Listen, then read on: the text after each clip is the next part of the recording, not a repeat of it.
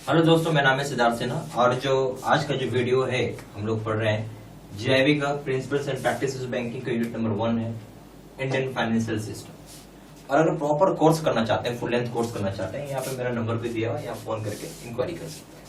ठीक है, ओके, चलिए स्टार्ट करते हैं। तो सबसे पहला चीज आइए, हम लोग जो पढ़ रहे हैं इसमें आपका मॉड्यूल ए का यूनिट नंबर 1 है इंडियन फाइनेंशियल सिस्टम। ठीक है, इसको आप ऐसा कर लीजिए, पार्ट 1 लिख लीजिए। ठीक है, सबसे पहला चीज आइए फाइनेंशियल सिस्टम को थोड़ा समझते हैं हम लोग।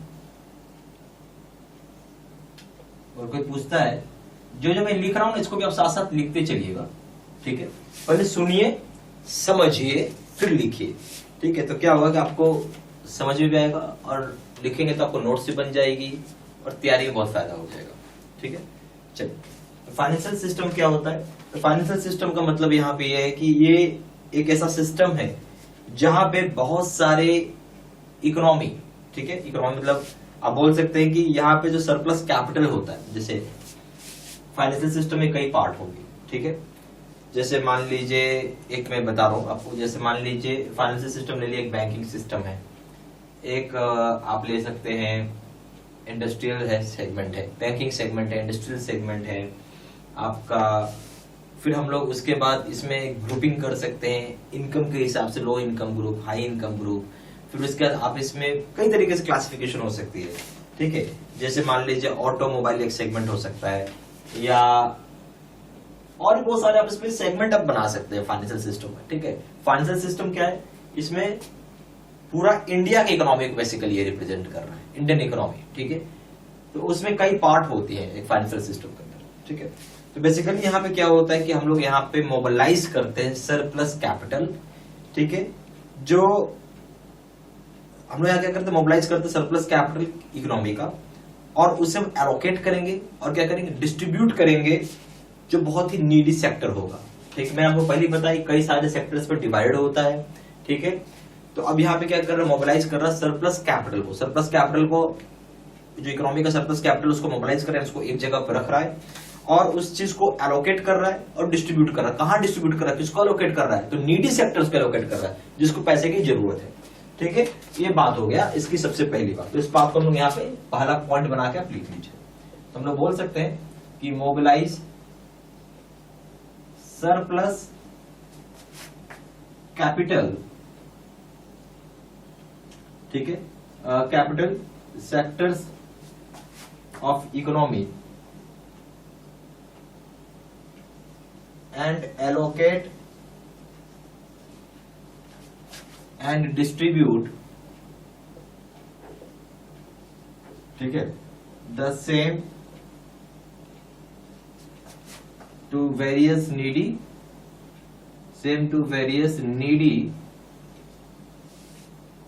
सेक्टर्स। ओके, आया समझ में? तो हम लोग यहाँ पे क्या कर रहे हैं, मोबिलाइज कर रहे हैं क्या, सरप्लस कैपिटल जो सेक्टर्स ऑफ इकोनॉमी होगा उसको एलोकेट कर रहे हैं, डिस्ट्रीब्यूट कर रहे हैं कहां पे, जो बहुत ही जरूरतमंद सेक्टर्स होंगे। ठीक है, पॉइंट नंबर 2। अब आइए यहां पे हम क्या होगा, बोलता है कि यहां पे जो फाइनेंशियल सिस्टम है आपका, वो मोबिलाइज करती है सेविंग्स को। जैसे क्या होगा, फाइनेंशियल सिस्टम क्या है बेसिकली, तो फाइनेंशियल सिस्टम इसमें आ जाएंगे, बैंक आ जाएंगे, आपका फाइनेंशियल इंस्टीट्यूशन आ जाएगा। ये सब एक एग्जांपल है। फाइनेंशियल सिस्टम क्या है, जो वहां पे पैसे, वैसे हम पैसे किसके पास होंगे, बैंक के पास होंगे, फाइनेंशियल इंस्टीट्यूशन के पास होंगे। तो यहाँ बोलते हैं ट्रांसफॉर्मेशन किया जाता है सेविंग्स को, हाँ सही है, सेविंग्स को ट्रांसफॉर्म करते हैं हम लोग। यानी सेविंग्स को ट्रांसफॉर्म मतलब सेविंग्स का जो पैसा पब्लिक लोगों ने जमा किया है उसको इन्वेस्टमेंट में इन्वेस्ट किया जाता है और कंजम्पशन में कंज्यूम किया जाता है। एग्जाम्पल समझिए, पब्लिक का पैसा आता है तो क्या करते हैं हम लोग, लोन देते हैं, जिसको लोन चाहिए होता है, पहला काम।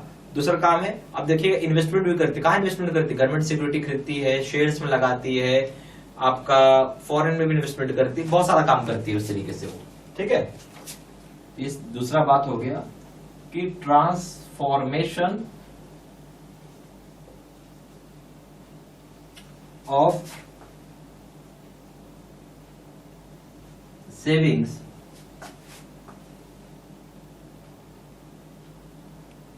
into investments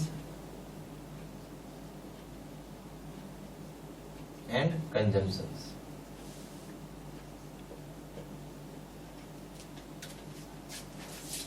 ठीक है, तो मैंने आपको जैसे पहले ही बताया कि इकोनॉमी जो होता है उसको हम लोग कई पार्ट में डिवाइडेड है ना। ठीक है, कई पार्ट में डिवाइडेड होता है इकोनॉमी। ठीक है, इकोनॉमी डिवाइडेड है आपको कई पार्ट्स में या कभी सेक्टर्स में डिवाइडेड है इकोनॉमी। ठीक है, तो फाइनेंशियल सिस्टम का एक काम क्या होगा, पैसा को मोबाइलाइज करना, और दूसरा काम क्या, ट्रांसफॉर्म करना सेविंग्स को इन्वेस्टमेंट में और कंजम्पशन में। अच्छा, एक चीज आप ले सकते हैं कि फाइनेंशियल सिस्टम का एग्जाम्पल के तौर पे सबसे बढ़िया हो जाएगा बैंक लिख लीजिए और एफआई लिख लीजिए। एफआई का फुल फॉर्म क्या है, फाइनेंशियल इंस्टीट्यूशन।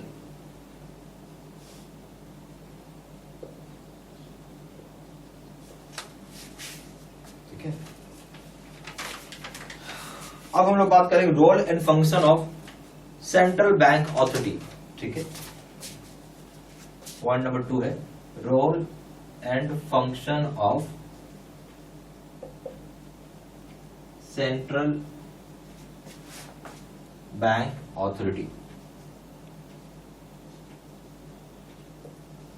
ठीक है, तो यहां पे आपको पता है क्या रोल होगा, क्या फंक्शन है, किसकी बात करें, सेंट्रल बैंक की अथॉरिटी कौन है यहाँ पे हमारे यहाँ भारत में, आरबीआई है, और कौन होगा, आरबीआई के अलावा कोई नहीं है भारत में।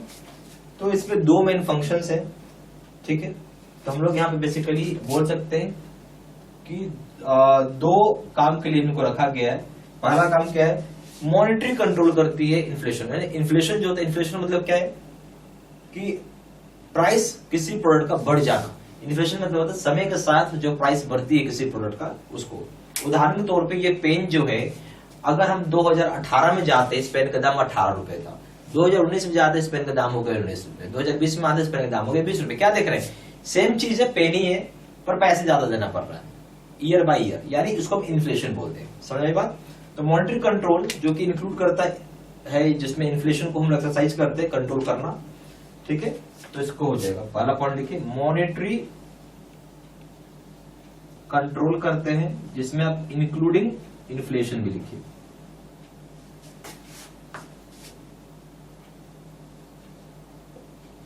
ठीक है, इन्फ्लेशन का क्या मतलब हो गया, जनरल राइजिंग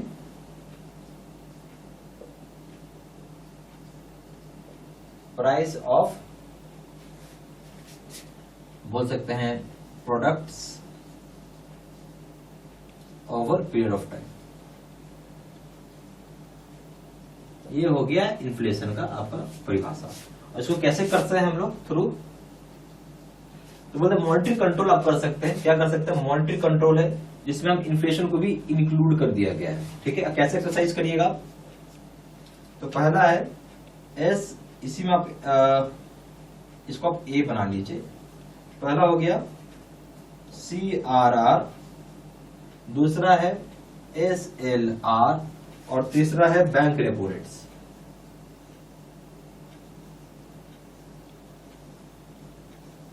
अभी मैं सभी के डिटेल्स में नहीं जा रहा हूं क्योंकि सब हम लोग अलग से सेपरेटली पढ़ेंगे, तो इसमें अभी से कुछ दिमाग लगाने की जरूरत नहीं है। जितना मैं आपको अभी बता रहा हूं उतना काफी है अभी के, आगे हम लोग पढ़ेंगे सब कुछ डिटेल में। ठीक है, और एक सबसे बड़ा काम है बैंक को सुपरवाइज करना, यानी बैंक सुपरविजन। ये 2 बड़े काम हैं आरबीआई के। तो क्या क्या काम हो गए, एक हो गया मॉनिटरी कंट्रोल करना, दूसरा है बैंक सुपरविजन करना। ठीक है, तो ये चीज आप हमेशा याद रखिएगा।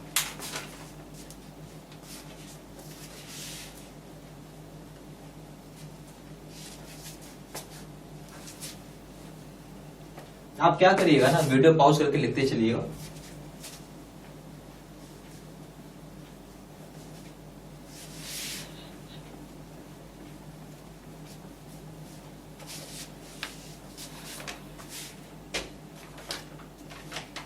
अब हम लोग बात कर रहे हैं कॉमर्शियल बैंक के ऊपर।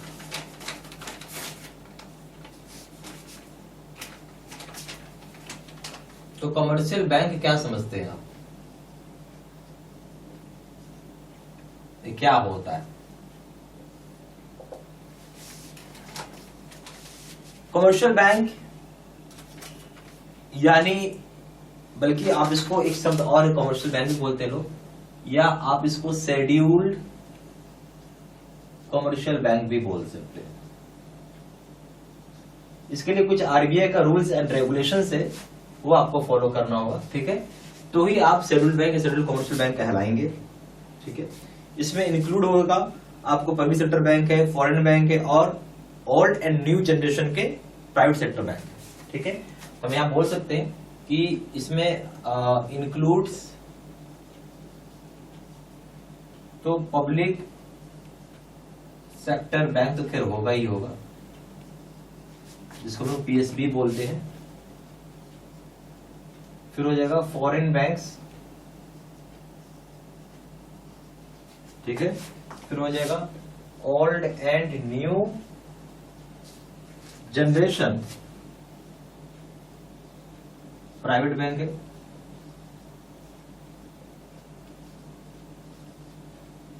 सारा एग्जांपल में आ जाएगा आपको, ये सारा ये चीज हो जाएंगे शेड्यूल्ड बैंक या शेड्यूल्ड कमर्शियल बैंक। इसको बोल जाएगा लोग शॉर्ट फॉर्म में SCB भी लिखते हैं, ये याद रखिएगा। अच्छा, एक चीज और इसमें याद रखना है कि इसका काम क्या है, पब्लिक का पैसा एक्सेप्ट करना, डिपॉजिट लेना और लैंड करना। ठीक है, लैंड किसको करेगी, पब्लिक को करेगी। हम बोल सकते हैं कि accepts deposit from public and lends money to public and lends money to public। अब आइए फोर्थ पे, NBFC नाम सुने हैं इसका, क्या होता है, सुने होंगे। नॉन बैंकिंग फाइनेंशियल कंपनी बोलते हैं हम इसको, नॉन बैंकिंग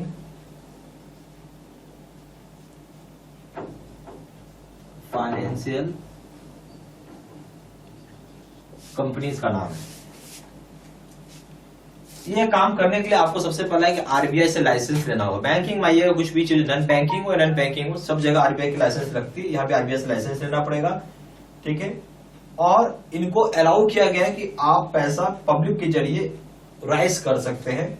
ठीक है, और लैंड भी कर सकते हैं। उसके लिए बहुत सारे इंस्ट्रूमेंट्स दिया गया है, जैसे कि लीजिंग है, हायर है, परचेज है, बिल डिस्काउंटिंग है।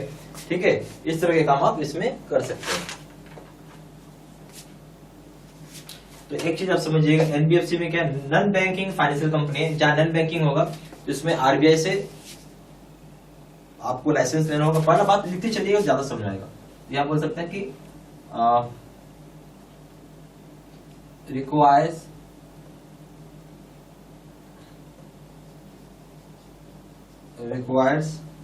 Valid licence. ठीक है, रिक्वायर्स वैलिड लाइसेंस कौन देगा, ग्रांटेड फ्रॉम आरबीआई। यानी आरबीआई लाइसेंस ग्रांट करते हो, कोई ग्रांट तो करेगा नहीं। ठीक है, लाइसेंस चाहिए जो आरबीआई आपको देगी। ठीक है, यहां पे नॉट अलाउड है, पब्लिक से पैसा नहीं उठा सकती है। Not allowed to raise money, sorry, आप अलाउ है, इसमें पैसा उठा सकते हैं। अलाउड है कि पब्लिक से पैसा राइज कर सकते हैं, allowed to rise money from public. ठीक है, बिल्कुल पैसा आप उठा सकते हैं पब्लिक से, प्रॉब्लम नहीं है। पर ये बैंक की तरह नहीं है, गए पैसा डाले निकाल लिए, वो काम नहीं होता है। वो कभी कभी बॉन्ड निकालते, उससे पैसा पब्लिक के जरिए उठा सकती है। और लैंड करती है, लैंड्स मनी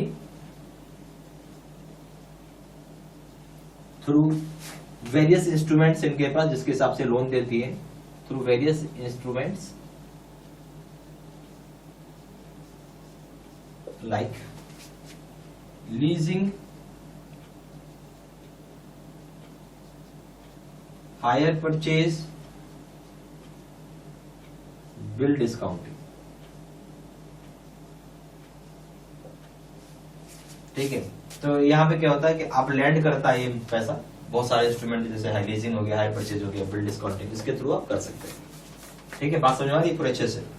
चलिए, तो सारी बात आप लिखते चलिएगा।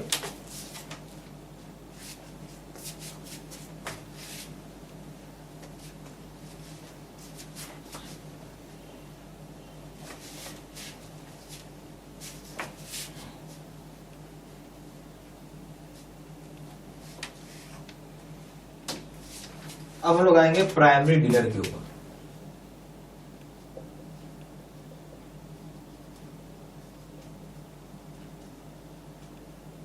नाम क्या है इसका? प्राइमरी डीलर नाम है इसका।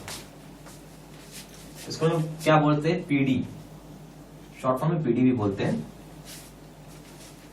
तो पीडी कौन होता है? ये बैंक भी हो सकती है। पीडी नॉर्मली यहाँ पे बैंक ही होती है, ठीक है, प्राइमरी डीलर। और ये बेसिकली क्या होता है कि डील करती है गवर्नमेंट सिक्योरिटीज में, डील करती है दोनों जगह की मार्केट में, प्राइमरी मार्केट भी और सेकेंडरी मार्केट में भी। फिर पीडी एक तरीके का मार्केट मेकर होता है गवर्नमेंट सिक्योरिटीज का। क्या होता है? मार्केट मेकर बोलते हैं हम लोग गवर्नमेंट सिक्योरिटीज के लिए। तो 3 चीजों पे ये काम करता है, जो आप बोल सकते हैं। पहला हो गया डील्स इन गवर्नमेंट सिक्योरिटीज। दूसरी पॉइंट हो गई कि deals in both primary market and secondary market, ठीक है। तीसरी बात हो गई कि पीडी जो होता है acts as a market maker, ठीक है, of government securities.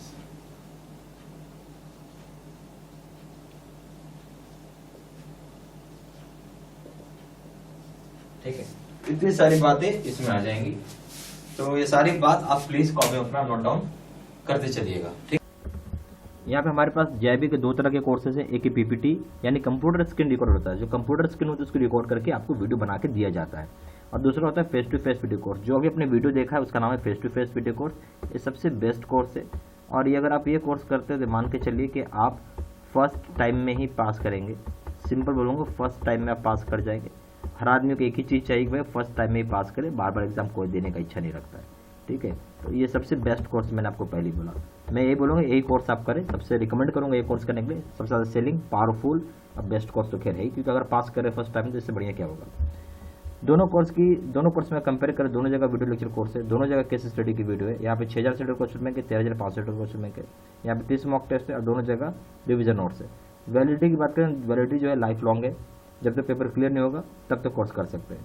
Paper 1 principles करेंगे दाम है 600 रुपये, यहाँ 1200 रुपये। पेपर 2 करेंगे इसका दाम 800 रुपये, यहाँ पे 1500 रुपये। पेपर 3 करेंगे इसका दाम है लीगल, इसका दाम है 600 रुपये, इसका दाम है 1200 रुपये। और कॉम्बो पे करेंगे यानी 3 पेपर एक साथ मिला के करेंगे, इसका दाम है 1500 रुपये और यहाँ पे दाम है 3000 रुपये। ज़्यादा जानकारी के लिए फ़ोन कर सकते हैं। फ़ोन नंबर हो जाएगा 4 times 9685127। दूसरा नंबर है 7827546946। वेबसाइट में जाकर डायरेक्टली ऑनलाइन ऑर्डर प्लेस कर सकते हैं। वेबसाइट हो जाएगा www.jibcibstudymaterial.com। ईमेल आईडी हो जाएगा seatsena3@gmail.com। ये सारी इन्फॉर्मेशन मैंने इसी वीडियो के डिस्क्रिप्शन बॉक्स में भी डाल दी है, ठीक है। Thank you very much.